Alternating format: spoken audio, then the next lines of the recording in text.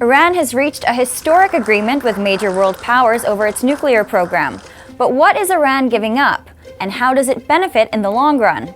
The 109-page document boils down to 5 main areas. Number 1. Iran's uranium stockpile. Uranium is the key ingredient necessary in order to operate a nuclear program. The deal requires Iran to give up 97% of its enriched uranium, taking its stockpile from 10,000 kilograms down to just 300 kilograms. That's much less than what's needed to fuel one nuclear weapon, although Iran maintains the capacity to increase the stockpile quickly. Number 2. Uranium enrichment. Uranium comes in different levels of enrichment. A purity of 90% is what's needed to make a weapon. Per the deal, Iran can still produce a modest amount of uranium enriched at low levels, just 3.67%. And if Iran abides by the deal, enrichment is limited in this way for 15 years.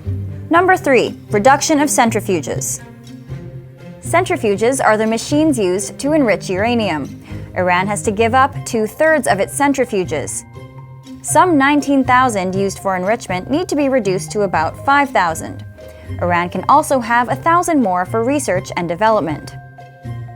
So what this means is, if Iran abides by the deal, for the next decade, it will take Iran at least 12 months to produce enough fuel for a nuclear weapon. And to make sure it doesn't cheat, there will be Number 4. Inspections. UN inspectors will be allowed to monitor nuclear and other sites, including military ones, but Iran can challenge requests for access. The inspectors need to provide a basis for concern about undeclared nuclear activity. Any Iranian challenge could delay inspections for up to 24 days. Critics say that could be enough time for Tehran to remove evidence it was carrying out banned activities. So what does Iran get for accepting all of this? Number 5. Sanctions Relief. The US, the European Union, and the United Nations will relieve many energy, economic, and financial sanctions against Iran that have been crippling the country's economy. Sanctions will likely lift early next year if Iran complies with the principal requirements in the deal.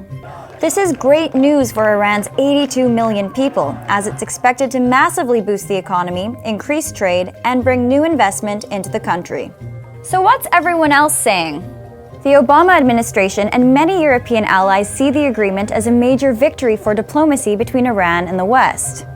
This moment has been a long time coming. Every pathway to a nuclear weapon is cut off. But the deal has angered some critics in Republican-led Congress and some parts of the Middle East, including Israel and Saudi Arabia. What a stunning, historic mistake.